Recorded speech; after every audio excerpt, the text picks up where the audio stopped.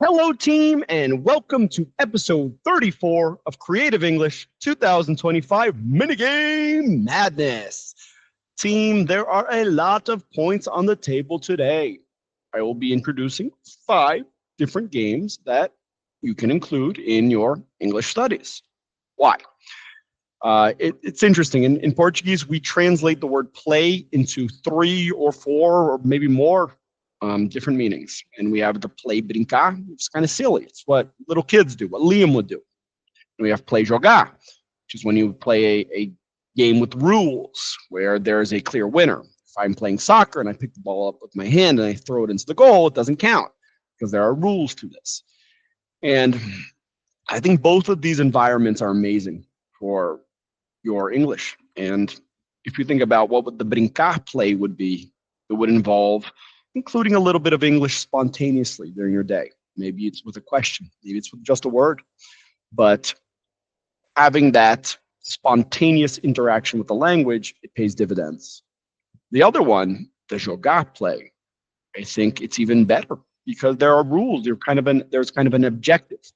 And I like playing English because you're allowed to make mistakes. You're encouraged to make mistakes.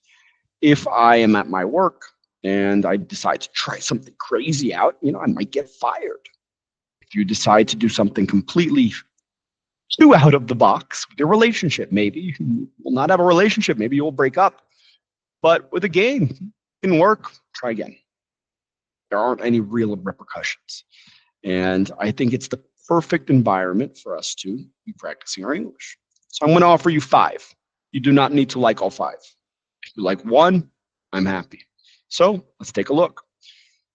I guess we're going to start with our expression of the week, which is adulting. And it's a word, but the word represents so much that I'm counting it as an expression, which is to do adult stuff, which is wake up early, work, clean the house, prepare your food, all that adult stuff that you never imagined as a kid. So adulting is your expression of the week. Now, guys, also, I have been studying. I felt left out. You guys get all this studying, all this cool English with this amazing teacher, but me, nothing. So I decided to find certain topics for me to study. And I had some videos on my YouTube watch later about game theory. So I started with that. And I thought it was really cool because once you start seeing these games, you see how much real life is similar to these games. So if you have heard of the term game theory and you are interested, join me. We can discuss it. And so this is an intro to game theory. And I also picked 5 different games. The way I did it for myself was I started by learning about one each day and see if you can understand it, if you can verbalize it and make an analogy. For example, the prisoner's dilemma. So in this case, you can point the finger at somebody and say, he's the one who did it, or stay silent. And you have 4 options. Both people point the finger, or person A points the finger, person B stays silent, or person B points the finger, person A stays silent, or they both stay silent. And each of these options has a certain result. So that would be the prisoner's dilemma. It's the first one that I saw. And the best thing is for both people to shut up. But what if the other person says it was me? Then I'm going to be in double trouble. So we see these incentives to go in either direction.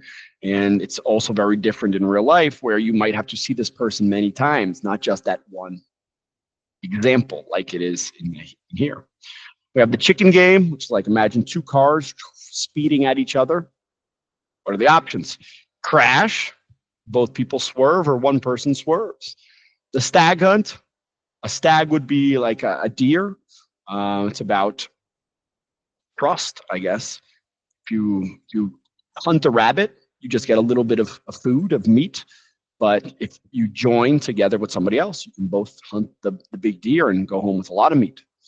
I've already started. Let me go through all of them. Battle of the sexes. So João wants this. João wants to watch a soccer game. Maria wants to watch a movie. And they would both prefer to do something together. So what are they going to do? Or am I going to, is João going to do what Maria wants, or is Maria going to do what João wants? Or are they both going to go in different directions by themselves? How's it going to work? And last one, tragedy of the commons. It involves shared resources. So let's say we have a field and everybody has access to this field.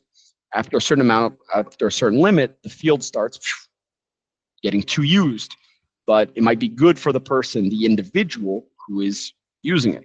So it's about individual gain versus the collective. So for each of these, I sent you a 1 minute quick version and one that's about 5 minutes. If you want to take a look, we can discuss it. Some of the vocabulary: a strategy, it's your choice, what you decide to do. The payoff, the result. And this I thought was pretty cool. A Nash equilibrium, which is where you are satisfied with your result. You could not pick something better from the situation. So they call it solving for Nash equilibrium.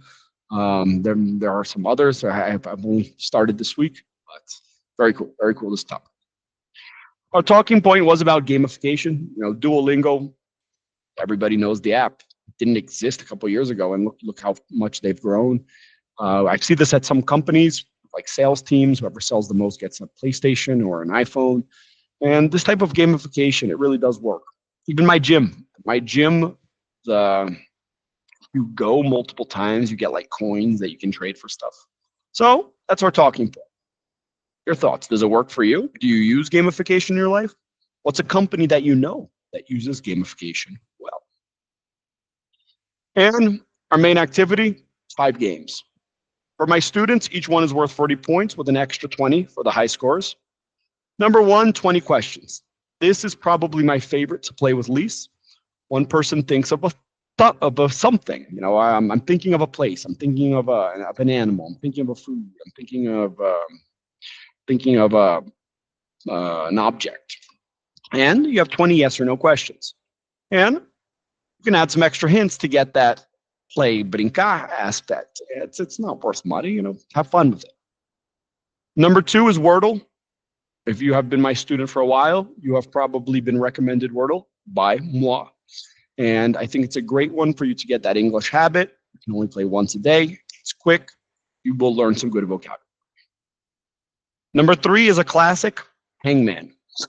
So I think everybody over the age of 7 has played this in some form, where you need to guess the letters. I was actually really surprised by how much my students needed to work on their letters.